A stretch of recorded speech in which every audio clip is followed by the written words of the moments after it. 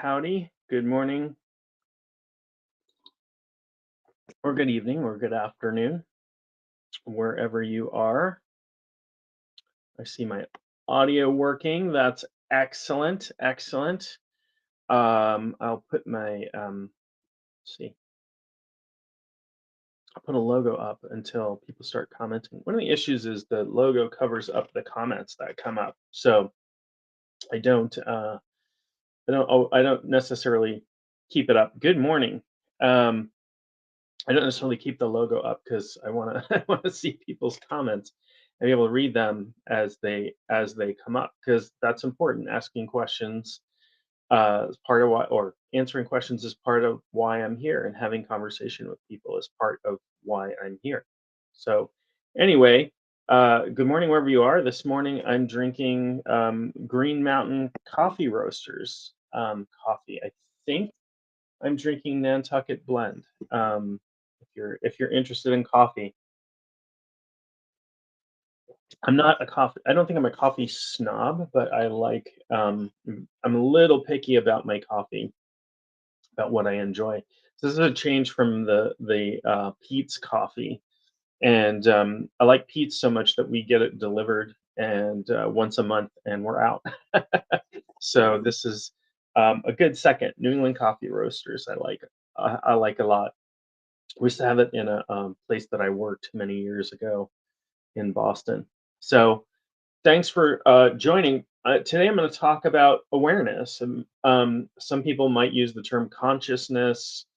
I'm going to use a lot of terms. I'm going to use a lot of, you know, uh, metaphor maybe, because it turns out, what are you drinking? Truck stop something coffee. Yeah, sometimes you drink what you can get. Um, I'm like that a little bit with Dunkin' Donuts when I'm out on the, out traveling about, and if it's the only thing around. I know I live in New England. I should be a fanatic about Dunkin' Donuts, but it's not my, it's definitely not my favorite coffee. But Dunkin' Donuts is when I lived near Boston, there were six Dunkin' Donuts within a quarter mile of my house. That's how fanatic people are about Dunkin' Donuts in the Northeast. So anyway, today I'm going to talk about awareness. It's a really it's a really big topic. Um, some people might use the term consciousness. I've chosen to use the word awareness for whatever reason, because I think consciousness gets confusing a little bit sometimes with biological processes. And if you've read any of the scientific literature on consciousness, it is often described as the hard problem in science, right? Science hasn't been able to reduce consciousness, what you're experiencing, your subjective experience of reality, to biological processes, right? If you think about, our neurology is really cool, right? The human brain is pretty amazing, but it essentially works. It works like a very sophisticated computer, in that your neurons either fire or they don't, right? So ones and zeros, right? And some of them fire and cause other neurons to fire, or make it more likely for other neurons to fire, and some of them fire and make it less likely for other neurons to fire, and that's how your neurology works. But how do these chemical firings reduce, how do you take this experience of witnessing a sunset or whatever, and reduce that to electrochemical impulses happening between neurons? And science hasn't figured that out, and may not ever. I don't know. We'll see. Lots of people looking at that problem. And what will happen frequently is, people when we don't know what what something, very often we don't know, how to describe something scientifically. We'll say, oh, it's a quantum phenomenon, and that may very well be true. But I'll joke sometimes that we slap the label on of quantum on things we don't understand because nobody understands quantum science fully, right? There are lots and lots of theories. There are some experiments that are proving some quantum phenomena, things like teleportation, right? Your the electrons in the atoms of your body and everything, when they go from one electron shell to another, they don't actually cross the space in between those shells. They blink out of existence and blink back into existence in another place. So everything in the universe, every material thing in the universe is experiencing teleportation constantly. Like we think of that as this sci-fi thing or this weird spiritual thing or something, but everything, every electron in the universe teleports. um it's pretty interesting stuff, right? And it does appear like we've been able to demonstrate, the first sort of experiment that I'm aware of to demonstrate the effect of consciousness on the material world was the so-called double slit experiment. Good morning. Thank you for joining again. So the double slit experiment, which you can look up if you want, and you could perform yourself if you wanted to. It's really not that well. There are, there are some, a piece of equipment that you might not be able to replicate easily, but if you fire a light beam through two slits, what you'll get light behaving as waves. You'll get an interference pattern on the other side. You'll see, if you've ever seen two waves happening in a pool or a pond or something, and when the waves hit, it creates this kind of cool mesh pattern. Well, you can get that with light because light behaves like waves until you stick particle detectors at those slits and you observe that light is traveling as particles. And then it changes the pattern on the wall from this interference pattern to little dots, little particles. So you'll see particles. Well, how is that? How does that happen? Right? And the idea is that observation, awareness, consciousness changes the physical world.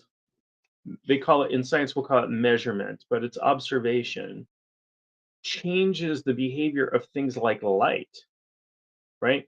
So if we expect light to behave like a wave, it behaves like a wave. If we expect it to behave like a particle, it behaves like a particle.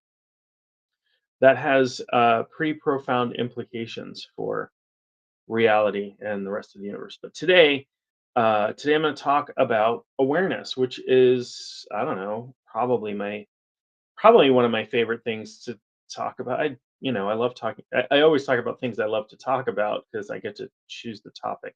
And somebody did email me recently to ask me about um, something, and I'm going to cover that probably on the next talk. I'd already planned to talk about this today, but somebody asked me to talk about mental illness through the lens of shamanism, and I will talk about that because that's a really, really important topic. And so maybe I will do that next week when I do this again, or maybe I'll do another, a second coffee hour sometime during the week, and we'll see what happens. But I'm absolutely open to questions and suggestions for topics and things like that. So feel free to contact me through any of my various ways of contacting me, email or through my website or you know Facebook, Instagram, Twitter. I Probably not the best ways to contact me because I don't always see that right away, but email is pretty good. Or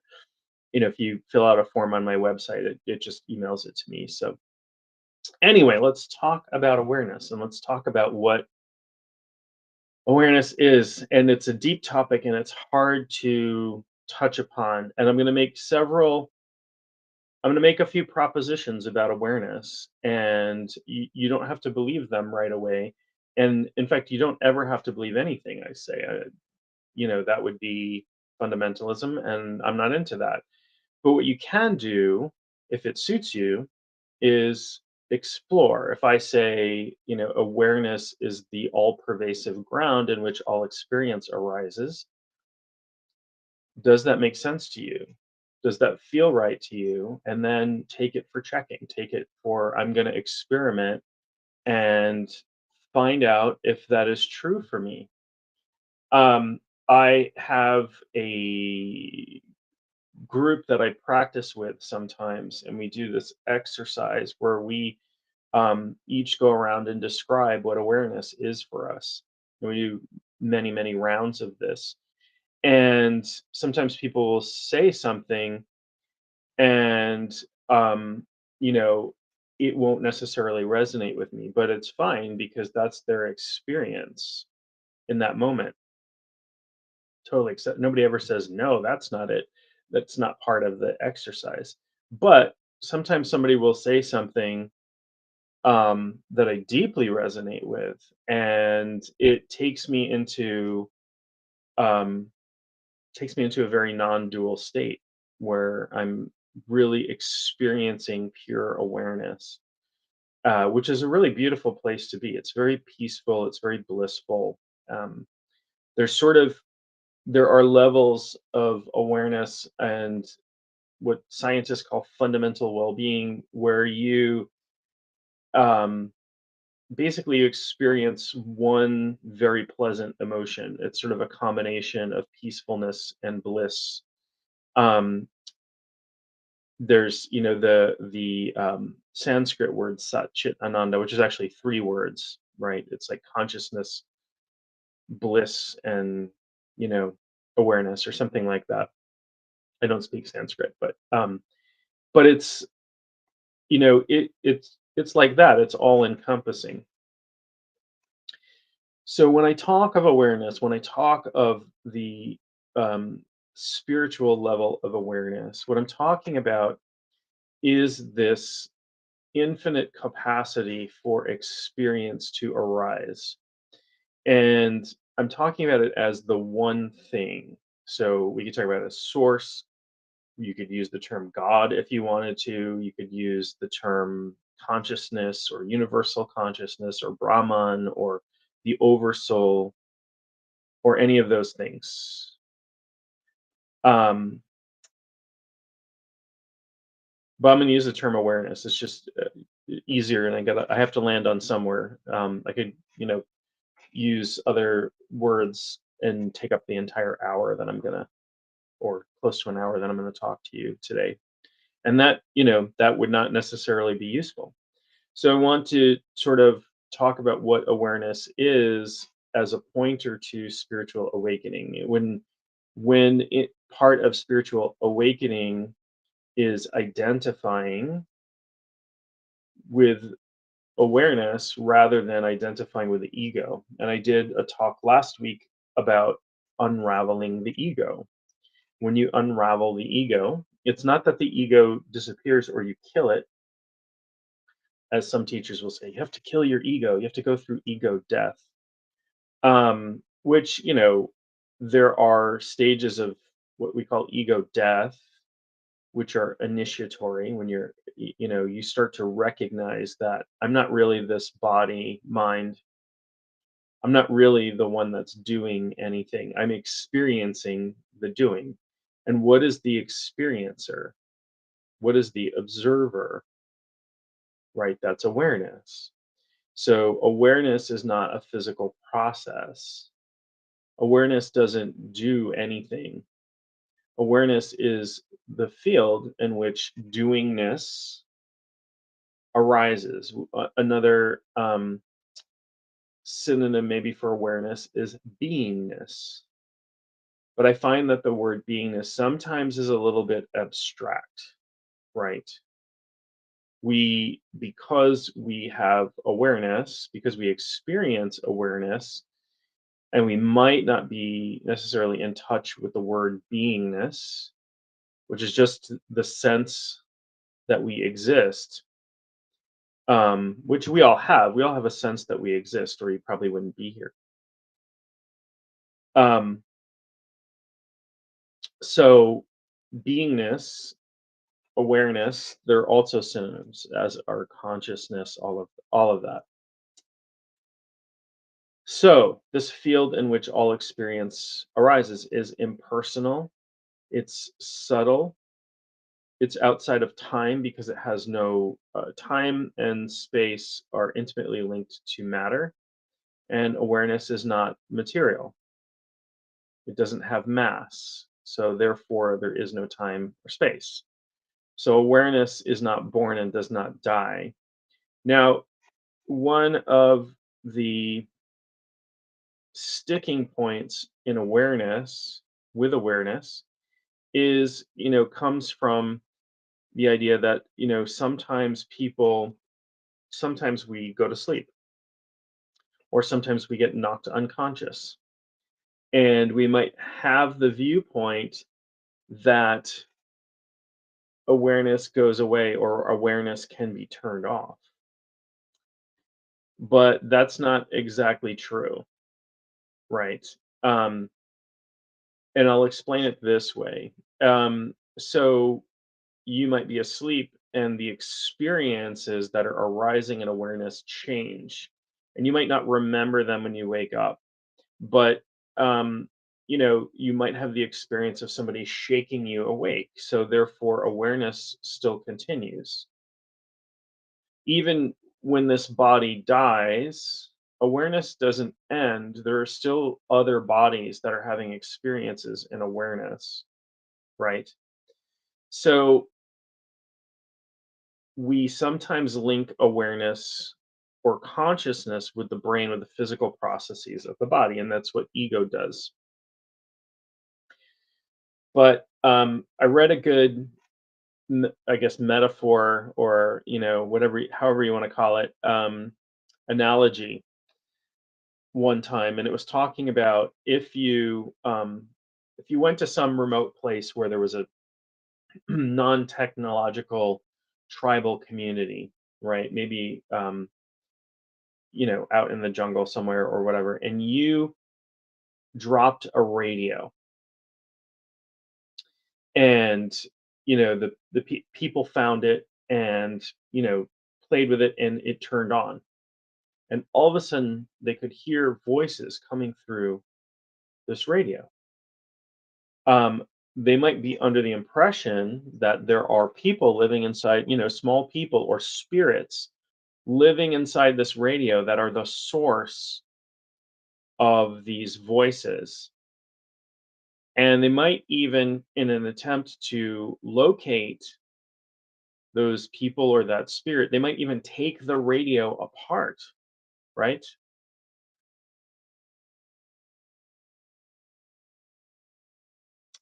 Would classify being, like Eckhart Tolle's focus on the present moment, and awareness as the same thing. Um, yeah, I think being and awareness are synonyms. Some say beingness. Yeah, so the present moment, but even memories and projections arise in awareness. The awareness is really timeless, but it's for us there really is only the present moment, and even within that there's a lot of illusion. So if you were to take this radio apart, it would stop working, right? And so therefore, the conclusion might be made by these people who didn't understand that there were people broadcasting in a radio station, 30 miles away or 100 miles away, that they might not come to they might come to the conclusion that, oh, we killed this thing, we released the spirit, it's no longer there. So the same thing, we might look at the body, we might look at the brain, the neurology, and say, okay, so if something happens, if the body dies, if there is enough damage to the brain, then awareness stops, right? Or changes to the body changes to awareness. But that's not really true, right? Because the brain and the body are receivers. They're things that we experience. They're receivers of awareness, of the materials that show up in awareness. but they're not the source of awareness. Awareness has no source, it's its own source. So awareness always exists. The experiences that arise in awareness change, right? The projections that we have into awareness change. And that can change based on the physiology of this body and mind.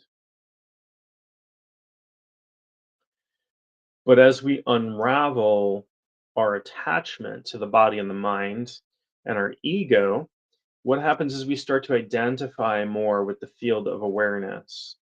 Eventually, it sounds really scary, but it's not. We stop identifying with the body. There are many layers and many levels of spiritual awakening. I always say awakening is a process, it's not a destination, right? People go through awakening experiences, which are things that are arising in awareness.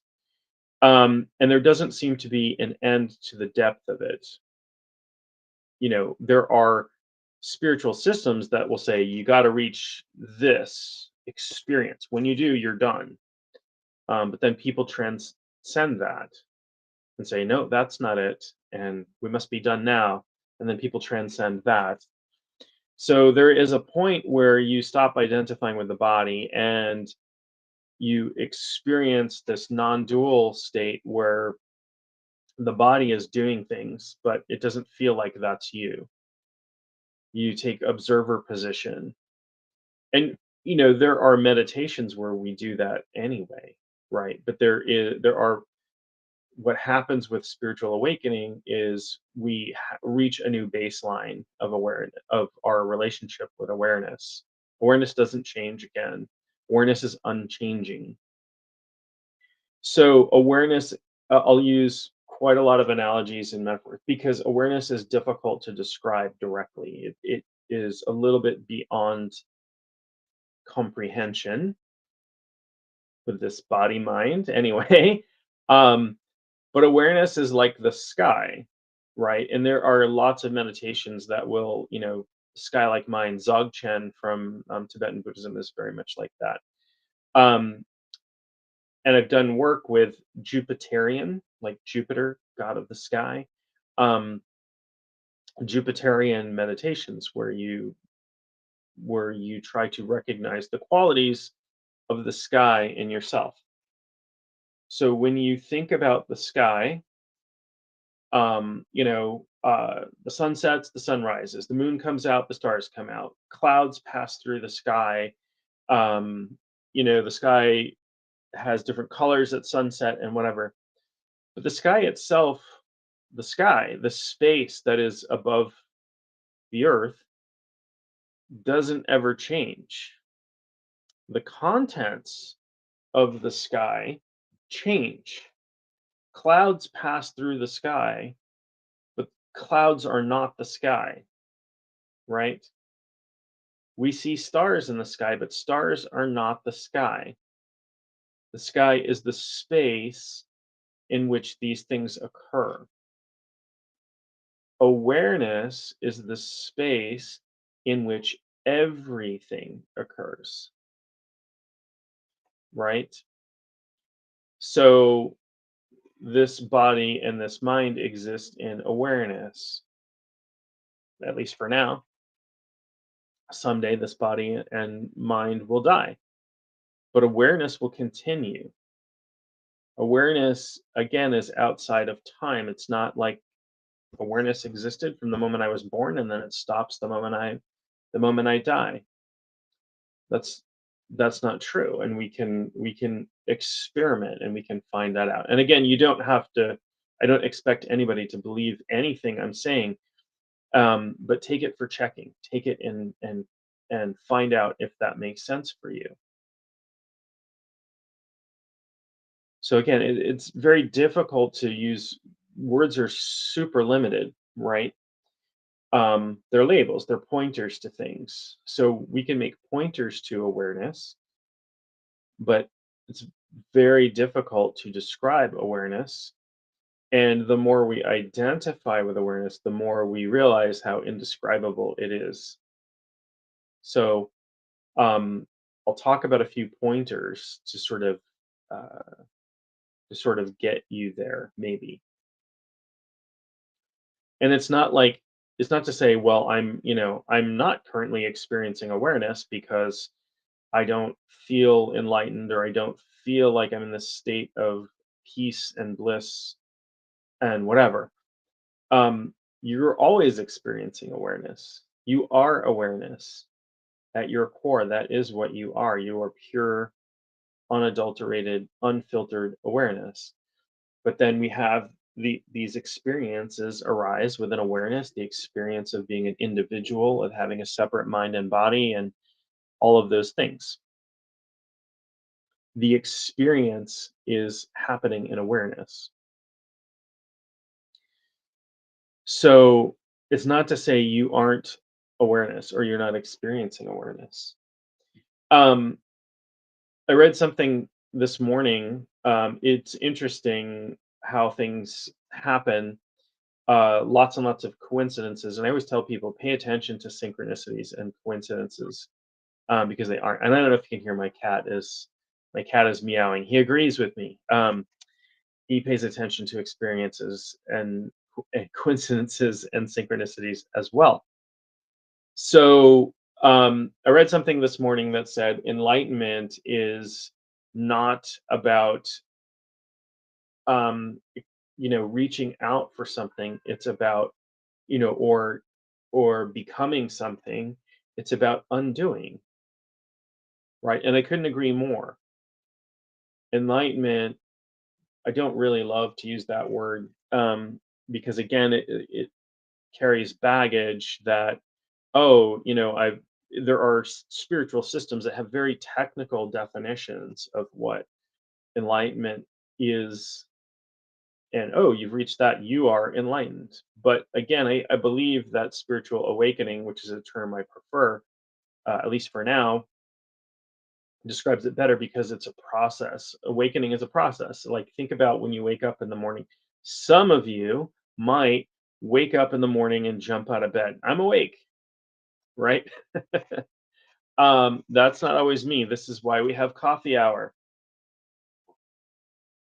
Awakening is a process. Sometimes you might feel more awake, I'm just talking physically here, than other times. So awakening is a process, I think, of stripping away and changing our identification. And I talked about unraveling the ego last week. And wherever you're watching this video from, enlightenment, it's the thing I'm going to engrave on a wooden pendant so you can wear it. I've gotten enlightenment. Um, or I've achieved enlightenment, or whatever. Um, I think there's a lot of focus on external achievement in spirituality, at least from what I've seen.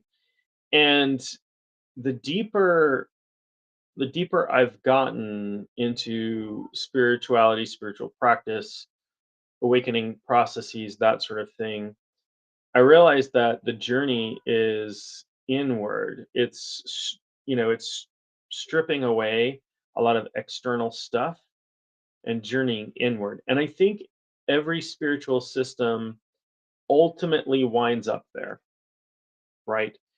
So we might talk about, I'll pick Christianity out of a hat just because I was raised in a Christian household, so I know more about it probably than many other systems. But in Christianity, there is the in many Christian churches, there's the baptism process, the being born again process, which is a dying off of the old and a being born into the new, right? And that is super, super common in many, many spiritual systems. It's sloughing off the old. It's getting rid of the things that aren't us until we discover what we are. There's a process of disidentification, right? And again, last week I talked about unraveling the ego, and that's a big part of it. So we start by saying, I'm not my body and I'm not my mind.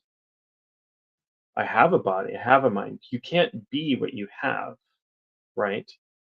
I'm not my car. I'm not my cat. I don't have my cat. My cat has me. He runs the household.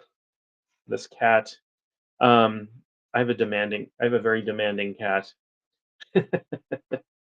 um, uh, but you can't be the things that you have, right? I have thoughts. I have feelings. I have perceptions. I'm not those things. What am I? I am that which perceives the body. I'm that which perceives the thoughts that are passing through. And to sort of prove that out, at least mentally, we can, grasp that, but you can experiment in your practice and find this out for yourself. If you get into a state of meditation where your thoughts pause even for a moment, do you cease to exist? And the answer to that is no.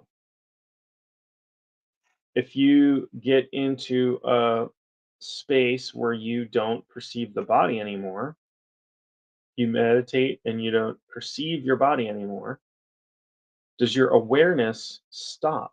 Does your experience of awareness stop? No, it doesn't. You might lose touch with this meat suit, but you don't you don't stop existing. Beingness still is. Awareness still is. The contents of awareness change. It's like this coffee cup. Hmm? And it looks backwards, but it says hustle juice. It's one of my favorite mugs. It makes me giggle. The contents of this mug. When I drink all the coffee in this mug and it is empty, does this mug stop existing? No, it still exists. When awareness is empty of thought, does it stop existing? When I go to sleep and have dreamless sleep, if such a thing exists, or I shut down brain activity. I've seen people meditating hooked up to EEG machines who can meditate so deeply that it looks like they're dead because the EEG machines cannot pick up the brainwaves become so subtle that it looks flat, completely flatline. I've seen it. I'm not saying I can do that, but I have seen people who can do that. And this isn't to say there isn't brain activity, it's just so subtle that the equipment isn't able to detect it. Did that person, did awareness stop existing? No. But it's unlikely that that person had the same experience that they were having before they went into this deep of a meditation. The contents of awareness change.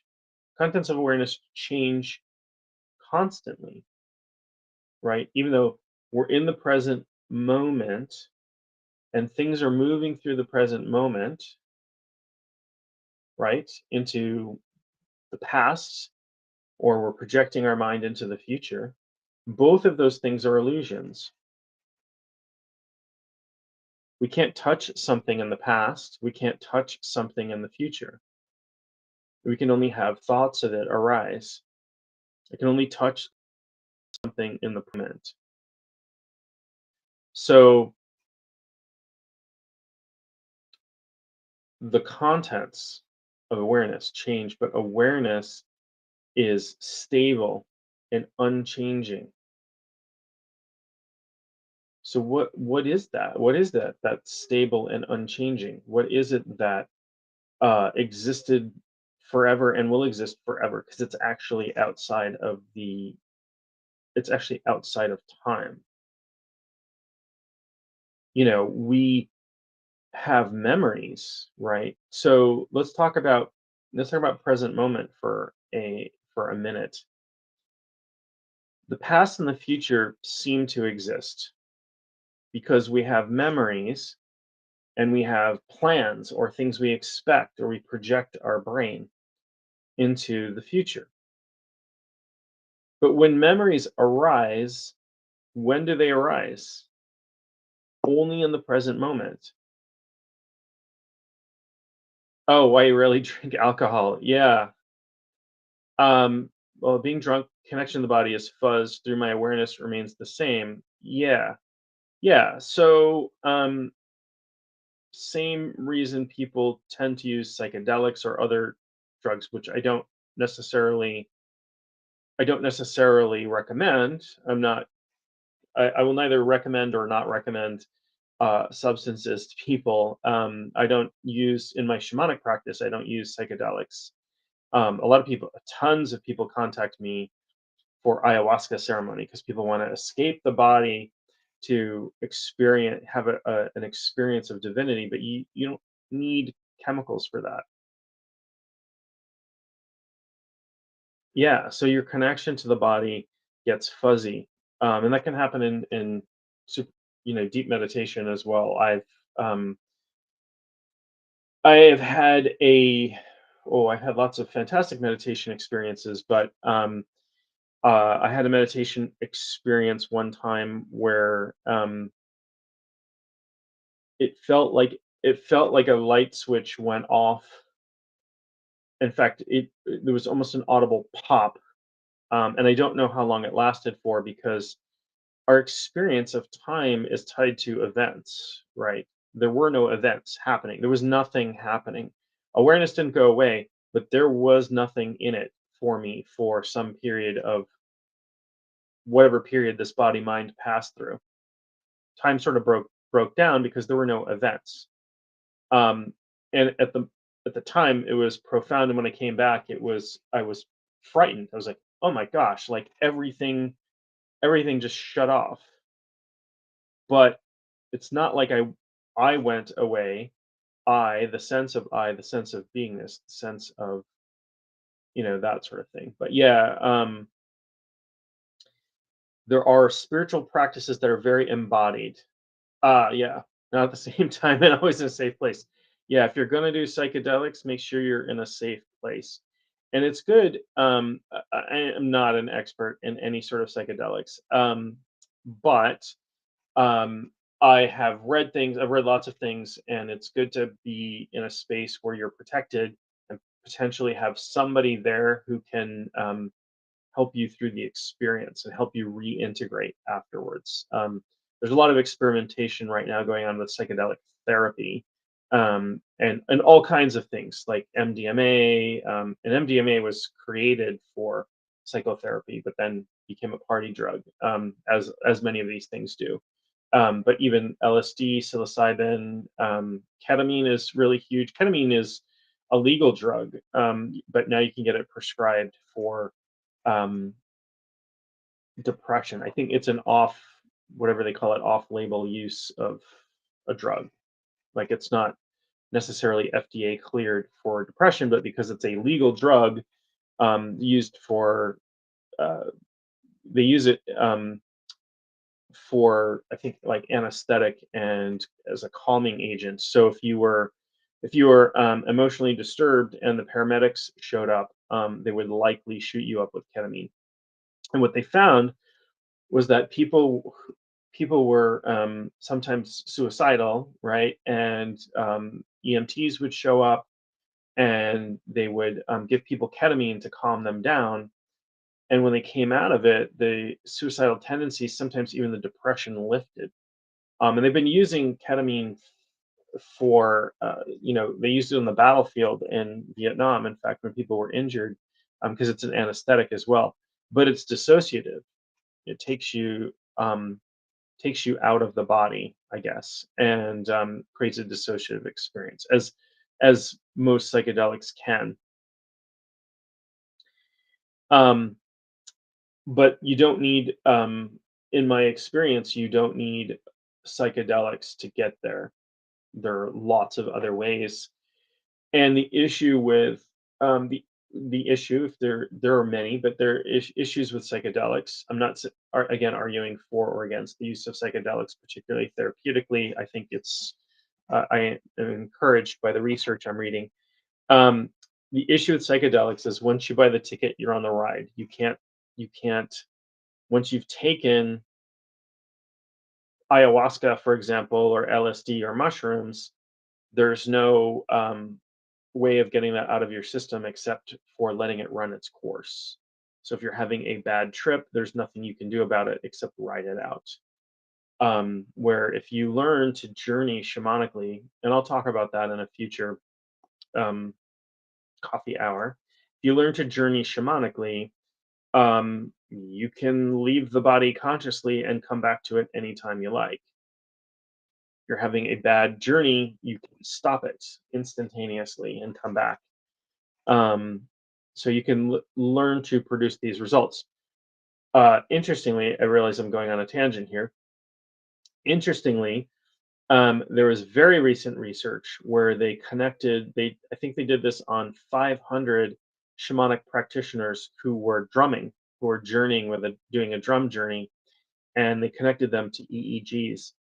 And what they found was that the state of their brain, the physical state of their brain, was very, very close to somebody who had done psilocybin mushrooms. Um, so tells me that it's a very similar experience, except you have complete control over it. And it's still shamanic journeying, doing a drum journey is still a completely unique state from anything else. It's different than using psilocybin, but that was the pattern they experienced in the brain. That was the closest thing they could map that to. They're like, oh, this is somewhat like people who have done psilocybin. So, um, learning how to journey has been pretty amazing. It's a pretty amazing tool to have in your belt. I'm not arguing that everybody should learn how to journey. Um, the only thing I think that is fairly universal, but even that has some caveats, is meditation is good for everybody. Um, but the nice thing about meditation is that, or it's good for almost everyone. There are some people who have negative reactions to meditation. If that's you, you'll have to find something else. But for the vast majority of people, meditation is really good. It's good for your body, your mind. Spiritually, it helps you get to that deeper sense of fundamental well-being, deeper connection to the awareness that you are at your core. Um, but there are, thousands, tens of thousands, hundreds of thousands of methods of meditation, and so finding the one that works for you it's nice. There's a nice variety. You can find what works for you, right? For some people, chanting mantras works really well. That is not one that works particularly well for me. I've done chant. I enjoy it. I like kirtan. I like sacred music of all kinds. But that doesn't particularly do it for me. So I have different forms of meditation that I use, and that work for me. So sometimes people are like, "Oh, I can't meditate because I did this and it really bothered me, or it stirred my thoughts up more, or whatever." You just have to find a method that works for you and stick with it. Meditation works better and better over time, but not everybody needs to learn how to journey shamanically. And if you have issues with um, psychosis, certain biological things, it might be a bad idea. I have in a class I was taking, not a class I was teaching. I experienced someone who went through a psychotic break during the class, and it was concerned. It seemed okay. I was concerned for this person who then went home and wound up hospitalized afterwards. It's really, really rare, very, very rare. And it's not that this person um, was experiencing uh, really good mental health when they came in. This just added to some issues that they already had, and that's not what we want, right? We want people to have positive experiences and not wind up hospitalized. One of the issues, again, another issue with psychedelics, particularly ayahuasca. Um, I have tons of people contact me for ayahuasca ceremony. They see, oh, you practice shamanism, and I live near you, and can you take me on an ayahuasca ceremony? Well, I don't do that. First of all, it's not legal where I live. It wouldn't be legal for me to do that, and so I would never, I wouldn't, and I wouldn't advertise it, and um, but the issue with ayahuasca is that it's serotonergenic, meaning it produces an excess of serotonin in your brain. If you're prone to serotonin syndrome, if you go and you take antidepressants that act on serotonin, SSRIs, right? There are all those warnings that come if you see, if you watch commercial television at all. Oh, contact your doctor immediately if you have tremors or seizures or this or this or that. Well, ayahuasca, because it's not being administered in a medical setting, doesn't come with those warnings usually, and you don't know the dosage that's right for you. With antidepressants, they usually like ramp you up. Find the right dosage. If you have bad reactions, they'll ramp you back down or they'll switch the medication. Ayahuasca is a rocket ship. You take it and you're gonna have that experience. And I will tell you that people have died from ayahuasca. Ayahuasca has killed people. Um, People have wound up hospitalized. I know of a number of cases of people winding up hospitalized from ayahuasca. I'm not saying that people shouldn't do ayahuasca. It's not for me to say that. But I think it's casual use and taking it from people who have no cultural history with it, who may not have the proper training in how to administer it and how to prepare for doing it and how to deal with people who are going through an emergency brought about by ayahuasca is dangerous. So that's sorry for being a downer, but that's my warning about ayahuasca. Um, can't spell it. Yeah, can't spell it. Don't take it. Yeah, I mean it's, I don't know. I have never taken ayahuasca. I know people who have taken ayahuasca. I know lots of people who have taken ayahuasca. I'm not saying I would never do it, but at this point in my life, it feels like something I don't want to try. So, never say never, but I'm a very cautious person. I'm still using this body, right?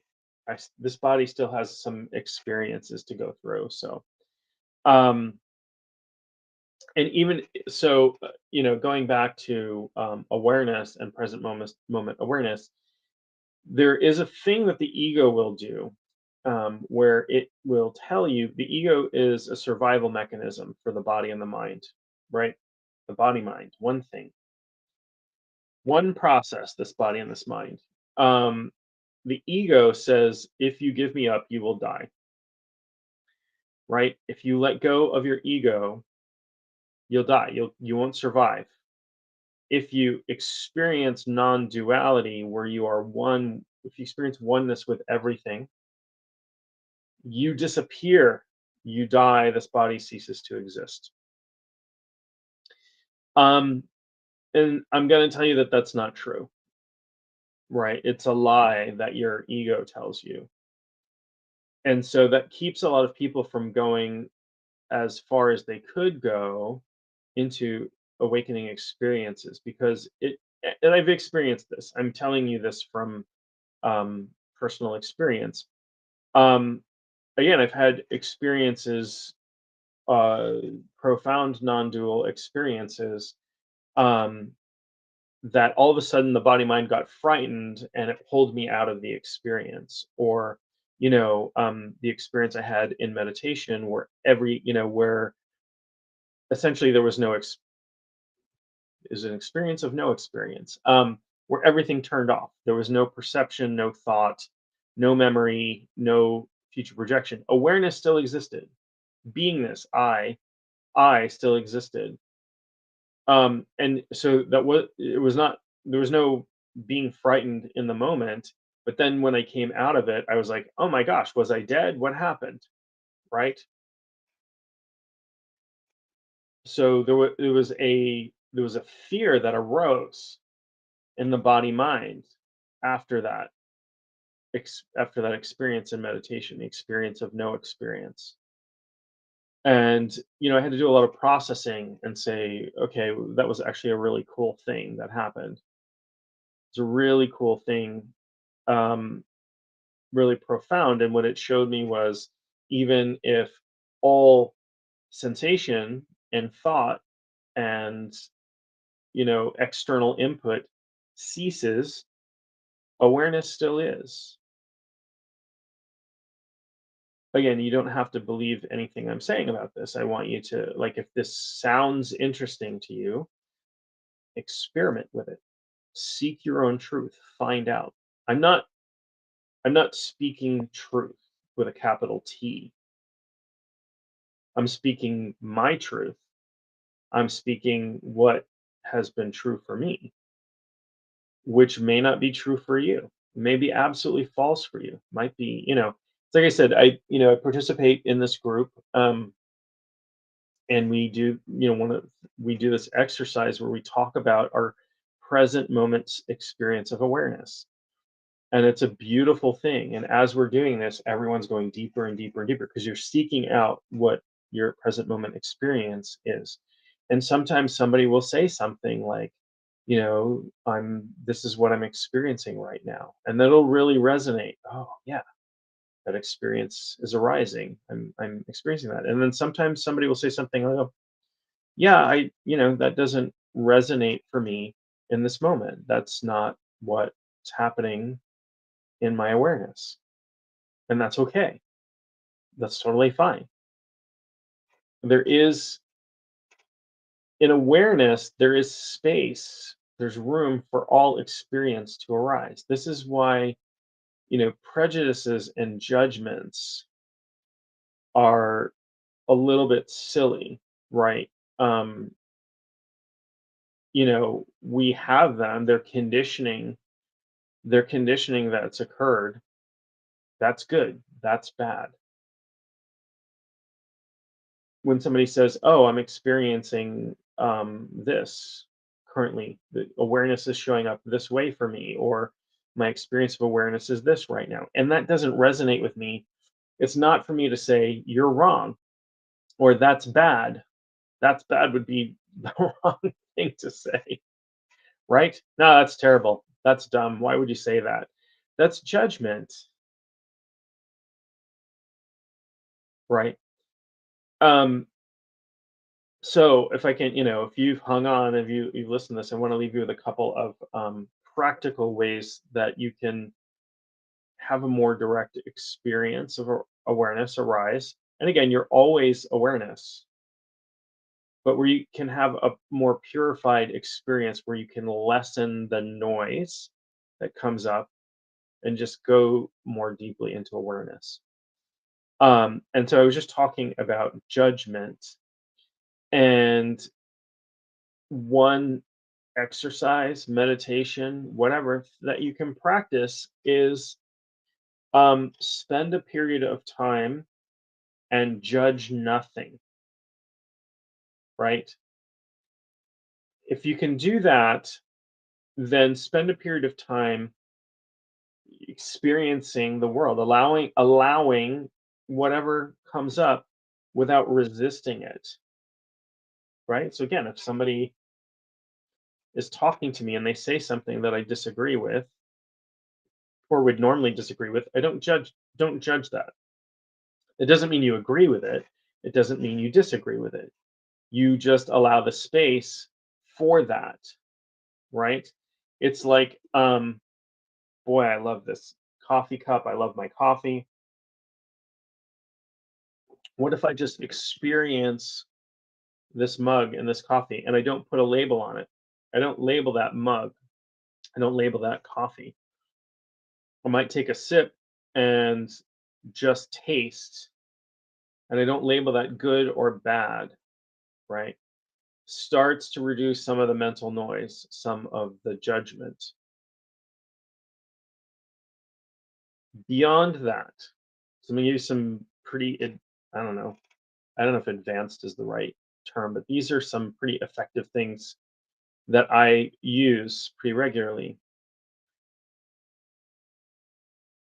Listen for the silence behind, like, we're constantly surrounded by sound. Listen for the silence behind all of that, right? So there's sounds going on, the fan on my computer is running, right? Behind that, there's silence. And awareness is silent. Awareness doesn't make noise. So when I'm listening for the silence behind that, you can extend that and listen for the silence behind your thoughts. If you're somebody who has internal dialogue or whatever thoughts arise, listen for or look for the ground behind those thoughts as the thought passes through. This will help you kind of touch, um, experience more pure awareness without, again, experience will still arise, but awareness goes away. And the more we, in my experience, the more we seek it out, the more it becomes the ground of our being, the more we understand it, the more this body mind becomes in alignment with that. The thoughts will start to quiet down, judgments will start to quiet down and disappear a little bit. Sensations, well, they won't dull. In fact, things can become more intense, brighter, colors can pop, we have this more pure experience of awareness. um, Sensations don't necessarily dull, but our attachment to them can disappear a little bit, can lessen. Our attachments can lessen. And then we can have a more pure experience of awareness. Um, Lastly, I will say before I end here, and thank you for joining me today. I appreciate it. Lastly, if in your seeking awareness you start to feel really good. You start to feel bliss, peace, happiness, any of those things. Just have the intention of sinking into that. Sink into the bliss, sink into the peace, and just say, I wonder how deep this can go. I wonder how blissful I can become. I wonder how peaceful. It doesn't matter what's going on out here. Doesn't matter what these experiences are, right? You know, somebody screaming in your face and just be blissful and peaceful, although they tend to stop. Before I go, I'll tell you a very quick story. This happened many, many years ago. I was in college and I was studying tantric Buddhism at the time and practicing tantric Buddhism. Um, so I was working on a project with a partner, um, and there had been a disconnect. This was back before there were cell phones, or there were cell phones, but they cost like $2,000 and fit in a suitcase back then. That tells you how old I am. Um, So there had been a disconnect where I had missed her phone call. She had missed my phone call. We're supposed to show up somewhere. We missed each other. Um, it was just, it was just a bunch of accidents that happened. And she got really angry about it. And I met up with her in class the next day, and I walked in, and she said, and she pointing her finger, and she's, I am really angry with you. I said, okay. And I just sat across from her, and I went into a light meditative state, and I just let the anger that she was feeling pass through and did not cling to it. I didn't resist it. So no resistance, no attachment. And I smiled, and I just smiled, and I listened to her. And what happened was she started to wind down. The anger passed so quickly. Well, blah blah blah and blah blah blah, and you didn't show up, and you didn't answer my call, and you know, and then um, about 2 minutes went by. It was really briefly, and she said, "I'm really sorry. You don't hate me, do you?" I looked at her. I said, "No, of course I don't hate you. I'm sorry that you were angry, because she was, but she wasn't anymore, and I allowed it. And what happened was there was no resistance. Oh, I'm so glad that you enjoy the coffee hours. I'm going to keep doing them. And anybody can, somebody has contacted me with a suggestion of a topic that I will cover, but anybody can um, suggest things. And if it's something I can talk about, I'm happy to. Obviously, I have, this body mind has limited expertise, um, but I'm happy to talk about things that I can talk about.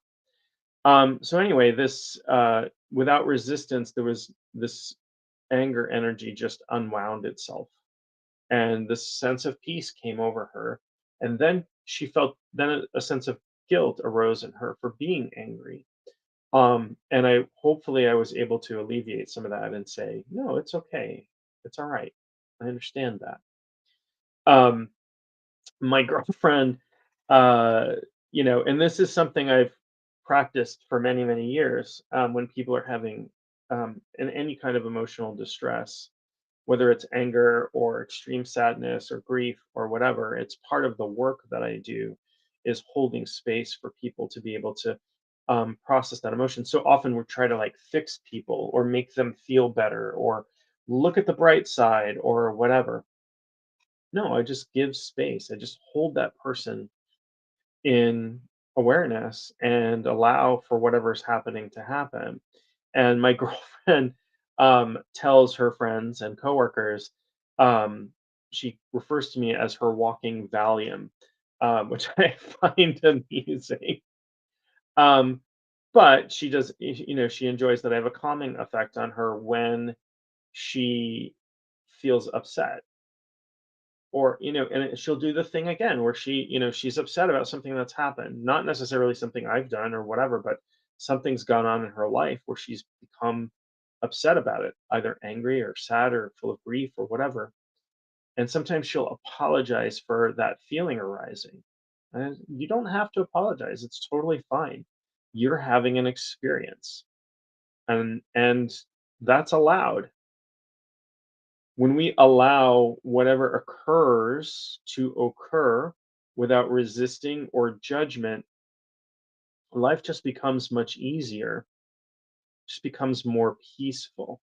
And I get that sometimes that's hard to do. We still have these human instincts, but we can all get to that place. We have that in us. We are pure awareness underneath it all. So awareness resists nothing, right? Obviously, it allows for everything to happen. Everything that we experience happens in awareness. So awareness has zero resistance. So the more we identify with that, the less resistant we become to the world, and we just step into flow.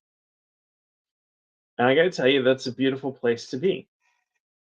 And you'll know if you ever step into flow and step out of it for a moment because something pulls you you feel pulled out of flow, like, man, that sucks. I don't want to do that. Anyway, I'm a little bit over time. I've got to run. Thank you all for joining me today. I really appreciate it. I love you all. Again, contact me if there's anything you'd like me to talk about.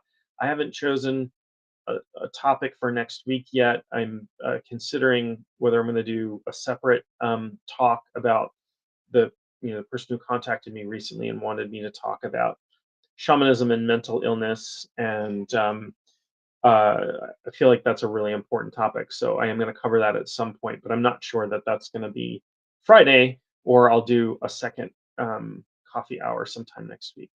I'll let y'all know. Um, if you enjoy these and you want to be alerted to when they come up, make sure you subscribe or like or hit notify depending on whatever channel you're listening on. Again, thank you all for joining me. I wish you peace. I love you all, and we'll